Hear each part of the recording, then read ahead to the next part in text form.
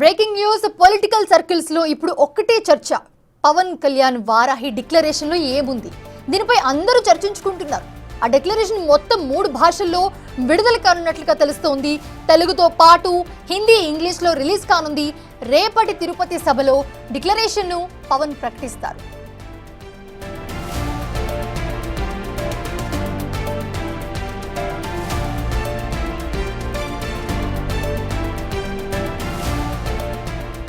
Janasena party అధినేతగా Pawan Kalyan 4 విడతలుగా ఏపీలో వారాహి యాత్ర నిర్వహించారు. వారాహి యాత్రలో అనేక సమస్యలు గుర్తించారు ఆయన. అయితే సనాతన ధర్మ పరిరక్షణే ప్రధాన అంశంగా డిక్లరేషన్ ఉండనుందని తెలుస్తోంది. డిక్లరేషన్ తో సనాతన ధర్మ పరిరక్షణ రూట్ మ్యాప్ మెకానిజంను పవన్ ప్రకటించే అవకాశం ఉంది.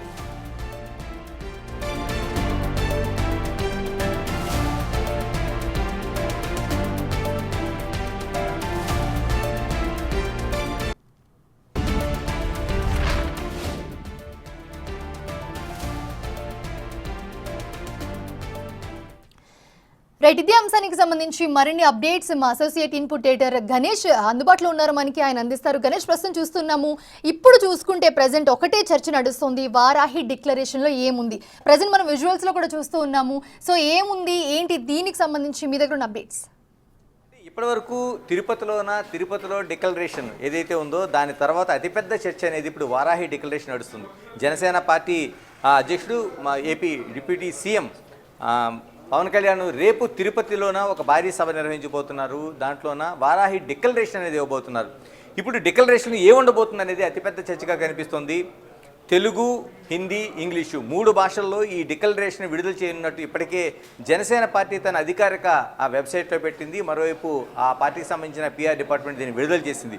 అంటే ఏముంటుంది అందులో, ఏమి ఉండబోతుంది, దీనిపైన ఈ వారాహి డిక్లరేషన్ ఉంటుంది అనేది ఇతిమితంగా వాళ్ళు సీక్రెట్ మెయింటైన్ చేస్తున్నా ఇందులో అనేక అంశాలు ఇమిడి ఉన్నాయనేది ఒక స్పష్టంగా మనకు తెలుస్తుంది.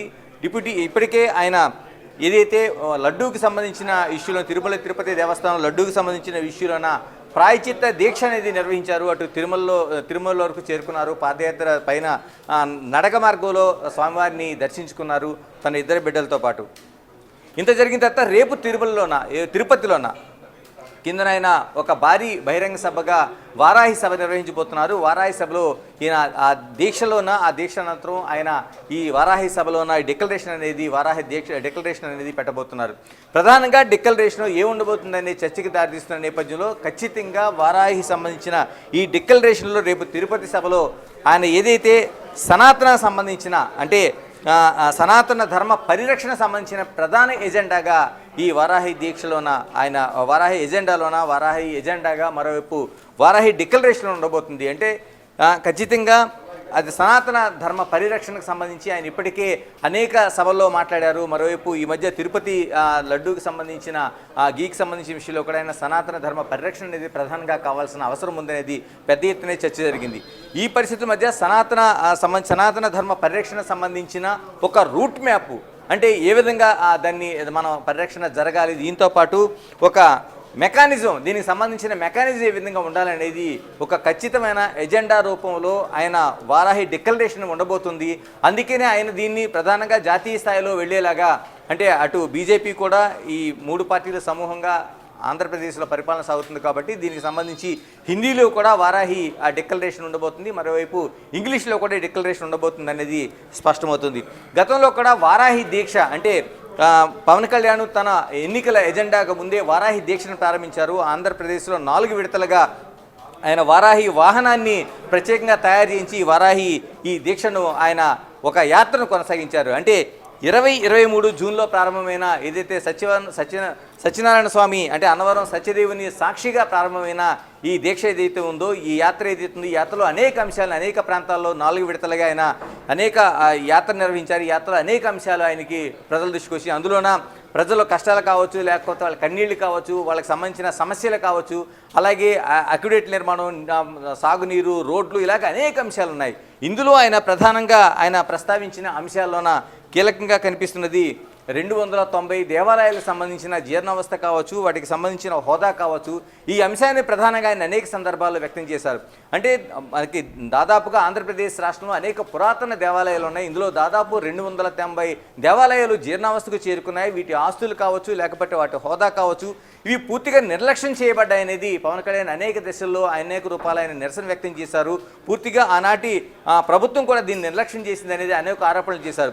ఇప్పుడు ఈ మధ్య కూడా లడ్డు వివాదం జరిగిన సందర్భంలో కూడా తను ఏదైతే ఈ ప్రాయశ్చిత్త దీక్ష ఉందో, ఈ దీక్షలో ప్రధానంగా లడ్డు కోసమే కాదు, గతంలోన జీర్ణావస్థకు చేరుకున్న 290 దేవాలయాల హోదాకు సంబంధించింది కూడా తన ప్రధాన ఎజెండా కాబోతుందనేది పవన్ కళ్యాణ్ స్పష్టం చేశారు.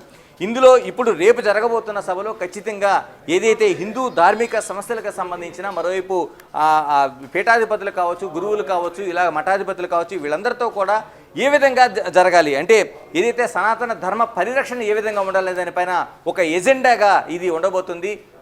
వారాహి డిక్లరేషన్ కూడా ఇందులోనే ప్రధానమైన అంశంగా ఉండబోతుంది. దీని కారిడార్ కావచ్చు, దీని రూట్ మ్యాప్ కావచ్చు, దీనికి సంబంధించిన ఏదైతే మెకానిజం కావచ్చు, వీటన్నిటిపైనే ప్రధానంగా చర్చ జరగబోతుంది.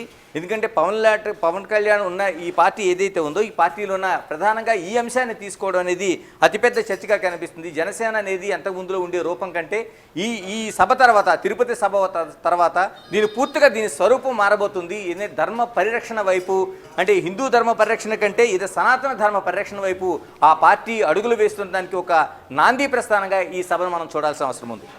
Right, thanks for the updates Ganesh.